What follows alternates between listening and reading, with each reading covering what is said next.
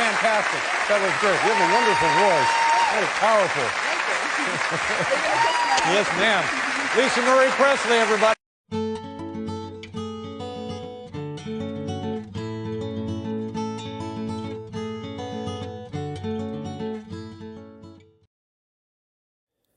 What's up, guys? So it's February 1st, 2024.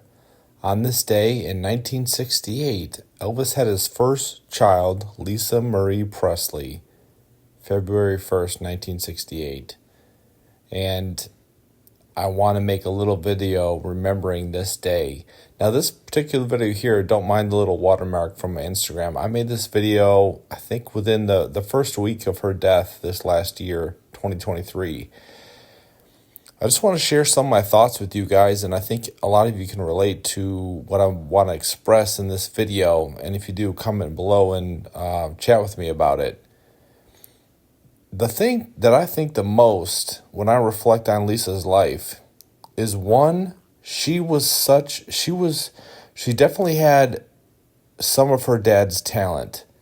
She had rhythm, she had her own style, she had a voice. I think personally she probably started a little bit before her time. She spent most of her 20s, or all of her 20s, in relationships, having kids, which is not a bad thing. But I think if she would have started out in her career probably in her 20s, which would have been in the 90s, I think that it probably would have gotten a little better. But she was different. She wasn't looking for the limelight. She was in the limelight since she was a kid. So she didn't need that. She actually, saw what fame was like early on, and she wasn't turned on by it. She actually kind of wanted to get away from it. She saw the phoniness in people. She saw how people were two-faced, and that wasn't something that she craved, like people who never had been in the spotlight, searching for success and fame and riches. She had all that. So it was not something she wanted to attain. So she looked at the media and the press and the paparazzi as something that was a little disgusting to her. She didn't like the fakeness, the phoniness. So she spent most of her 20s, in my opinion, looking for love. Her first relationship, she was married early, had a couple kids. It didn't work out.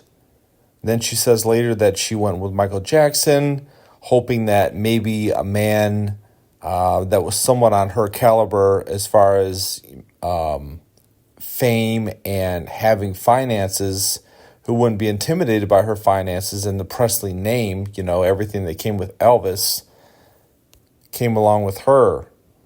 So she thought maybe, if I marry a celebrity, I can play the secondary position. Well, that didn't work out, and we know Nicolas Cage and others. So she spent a lot of her time in her 20s in failed relationships, and that's not a criticism, but she had the talent to be bigger musically. I remember when she first came out with her album in 2003. They showed a clip of her covering an Aretha Franklin song as a demo, and it was incredible.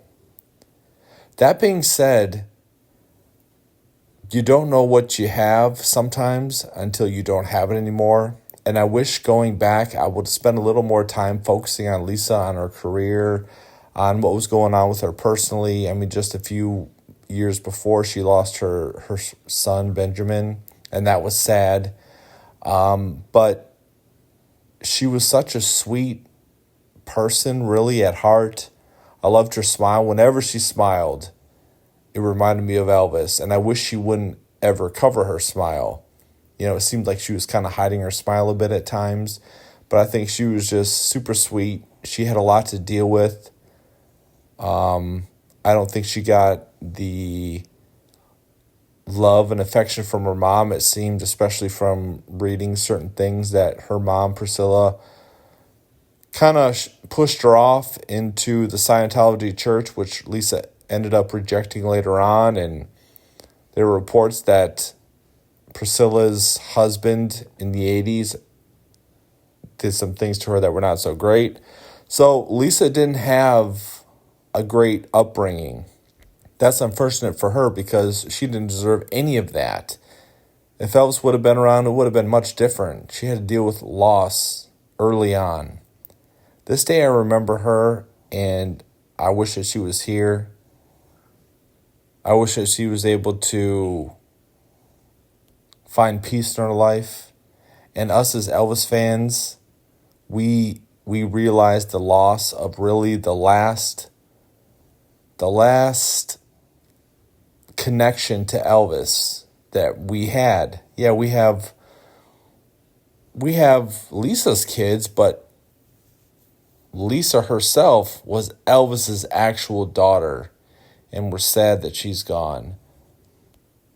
I was lucky enough to be able to get to go down for the funeral, and that's something that I'm glad I was able to experience. And like I said, it just makes me wish that I would have spent a little more time while she was alive focusing on her life and career. I'm very excited that in October of this year, her autobiography will be coming out, and I look forward to reading that. I'll just devour it, and I know I'm going to be sad when I'm done reading it. I'll probably read it a couple more times. But in the comment section, tell me what you guys feel about this day. What are your thoughts on Lisa? Talk to me in the comments. Share your love for her on this day. Talk to you next time. That's a very sexy pose right there. Like, oh, were you going to take my picture? You kind of look very. So why would you take so long? Were you singing all along, and then all of a sudden you finally did a CD, or? No, well, since I was 22, I think I was too nervous to do it in front of anyone before that. But you sang around like friends? Listen really hard if I sang ever. Right. Because you sound like your dad. I do? Yeah. You don't think? Well, I don't know. I haven't heard that. He used to have a police light, a blue siren, and he'd carry it around in his car. And then he would chase after people who were speeding, put it on top of the car. And then he would wait, he would chase them down and get out of the car, walk up to the window, and say, you know, son, you're going too fast, why don't you slow down? And then go back and get in the car and take off, laughing hysterically. They must be flipping out that Elvis did that too.